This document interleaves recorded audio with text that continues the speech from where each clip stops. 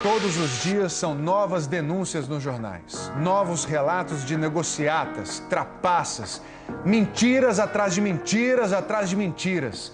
Parece que a gente não vai respirar nunca mais. O Brasil paga um preço alto não só no sentido figurado. Especialistas calcularam para o Fantástico o custo exato da corrupção. Dinheiro que poderia se transformar em escolas, casas, hospitais e que, se fosse devolvido ao seu verdadeiro dono, o povo deste país, garantiria mais que um salário mínimo para cada brasileiro.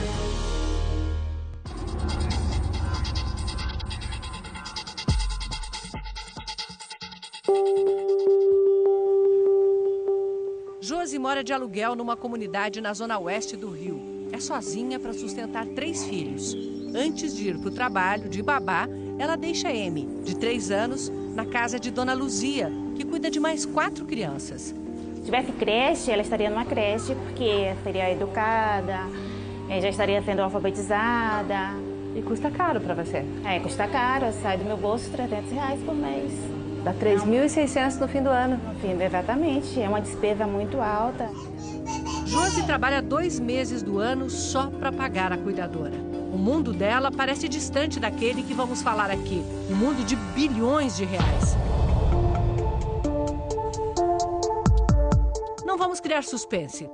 Desde os anos 70, só nas obras de infraestrutura, estradas, ferrovias, portos, aeroportos, transposição do Rio São Francisco, usinas e refinarias de petróleo, a corrupção levou entre 17% e 35% de tudo que o governo pagou. Em reais, isso dá entre 100 a 300 bilhões de reais.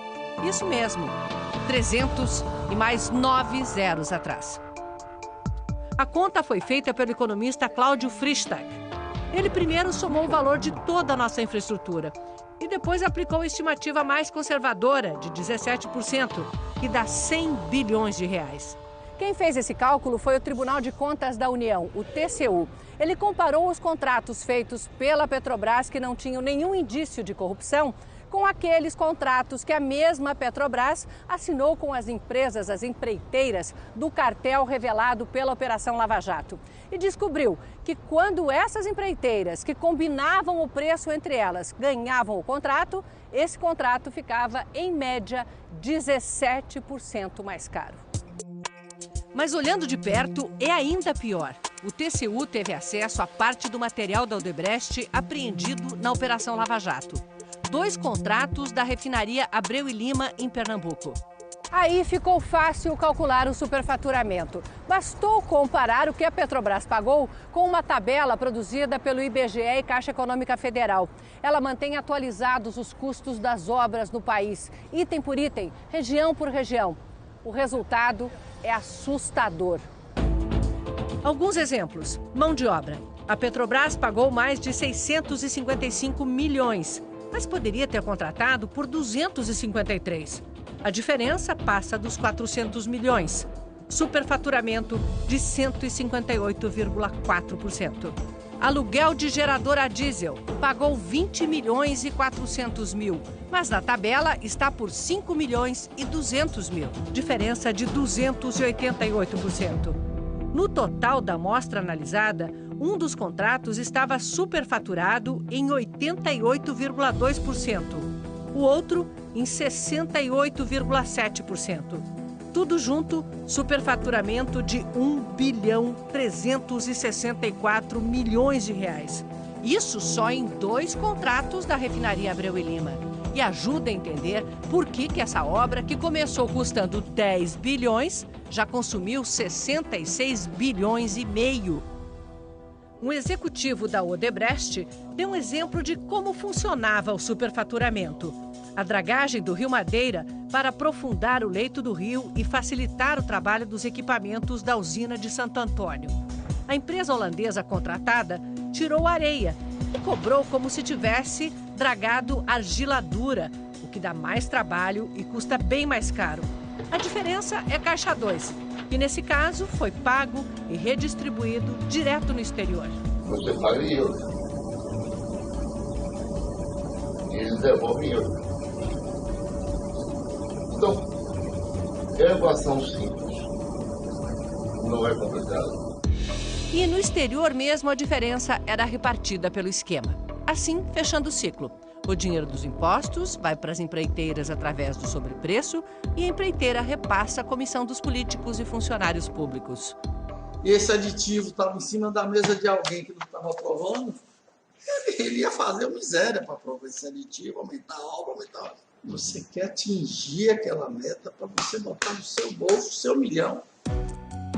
Nos 18 maiores projetos do PAC, o Programa de Aceleração do Crescimento dos governos Lula e Dilma, o custo desde o início da obra subiu 136% em média, uma diferença de 165 bilhões de reais. E o tempo de obra aumentou 132%. Das 18, só 3 foram completadas. Esse sistema, ele funcionou não apenas que você fazia as obras direitinho, cobrava mais. É que para cobrar mais, as obras não eram feitas muito direitinho. Ou seja, você não tinha projeto executivo e às vezes nem mesmo um projeto básico. Você vai começar uma obra na sua própria casa, sem projeto, qual é a tendência? Dá errado, custa mais, atrasar e o bem-estar que você teria dessa obra, digamos assim, da reforma, vai ser adiado. A mesma coisa aconteceu no nosso país. Foi o que o TCU viu na Ferrovia Norte-Sul. Trechos que estavam em construção, eles estavam sem uma clareza sobre qual seria o traçado definitivo dessa obra. Trocando em miúdos, começaram sem saber exatamente por onde ela ia passar. Em 2013, percorremos de caminhonete o trecho que vai de Anápolis, em Goiás, a Palmas, em Tocantins, porque a ferrovia havia sido entregue cheia de problemas. Aqui a empreiteira entregou um longo trecho de uma área de manobra sem o leito de brita sob os trilhos. Se um trem passasse aqui, afundaria. Sobravam denúncias de corrupção. José Francisco das Neves, conhecido como Juquinha, ex-presidente da Valec, a empresa estatal responsável pela obra, chegou a ser preso, mas saiu logo. O governo investiu mais 400 milhões em aditivos para finalmente deixar a ferrovia prontinha. Em 2014, em plena campanha, Dilma Rousseff inaugurou o trecho. Mas esta semana nós voltamos lá e, de novo, olha como tivemos que andar. Ela está pronta, mas não passa trem. Terminadas as obras, só faltava tomar uma decisão. Quem vai operar a ferrovia e como ela vai ser operada? Vai ser privatizada por uma empresa que vai ter direito sobre esses trilhos? Ou vai ser administrada pelo governo e aberta para quem quiser passar? Pois se passaram 3 anos, 2 presidentes, e esse investimento do povo brasileiro, de 8 bilhões de reais, continua sem uso. O prejuízo, por exemplo, de não funcionar a ferrovia daqui até Palmas é de no mínimo 1 bilhão por ano, o que não é pouca coisa. Só em economia de frete? Só em economia de frete. O potencial é grande. No trecho norte serão transportadas 6 milhões de toneladas de grão este ano, o equivalente a 200 mil caminhões. Essa produtora de farelo de soja acreditou que a ferrovia ia andar. Construiu um terminal de carga que custou 30 milhões de reais. Infelizmente, um investimento que não foi pouco, ocioso na verdade, né? Sem utilização. O que andou foi a investigação. Juquinha e o filho foram condenados, estavam recorrendo em liberdade, mas foram para a cadeia na semana passada porque, segundo o Ministério Público, continuavam lavando dinheiro da corrupção e escondendo patrimônio. Segundo a denúncia, eles ficavam com uma parte dos 4% de propinas repassados para 3 partidos. Um ex-executivo da Odebrecht relatou uma conversa que teve com Juquinha. Ele disse basicamente o seguinte, que na Valec tinha 2 grupos políticos. 2 grupos políticos que dividiam a propina. Um do PR e outro do PMDB. Na Petrobras, a Lava Jato descobriu que 3 diretorias foram loteadas para o PT, o PMDB e o PP. A JBS afirma que pagou propina para 1.829 políticos em Brasília, nos estados e nos municípios. Os delatores da Odebrecht entregaram uma lista de 415 políticos de 26 partidos. Estudos internacionais relacionam o aumento da corrupção à existência de dezenas de partidos. Na economia, isso tem nome e cálculo. É o índice de pulverização partidária. Quanto mais partidos, mais mãos precisam ser molhadas. Só na Câmara dos Deputados são 27 partidos representados. A maior bancada não chega a 13% dos votos. Hoje, 13 partidos têm força suficiente para influenciar uma eleição na Câmara. O Mensalão e a Lava Jato mostram que a cada vez que ocorre uma votação, deputados ou bancadas inteiras são corrompidos para votar desse ou daquele jeito.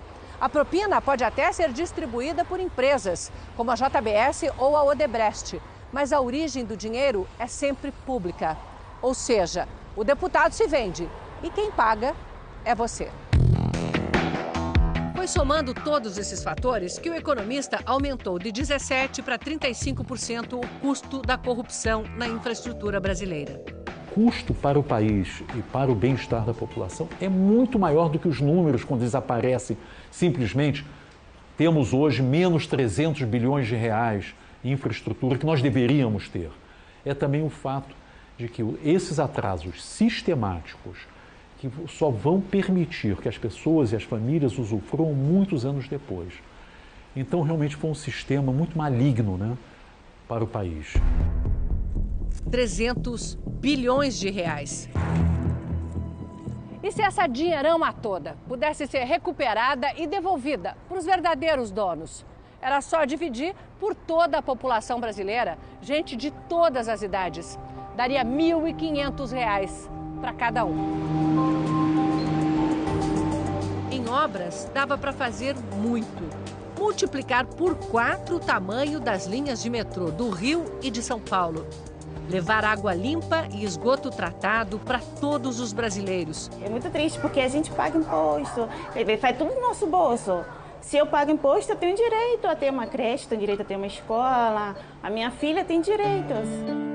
Com esse dinheiro, dava para botar a Amy e mais 8 milhões de crianças com menos de 4 anos em creches a que elas não têm acesso hoje. E, com o troco, construir 71 mil UPAs e comprar 820 mil ambulâncias.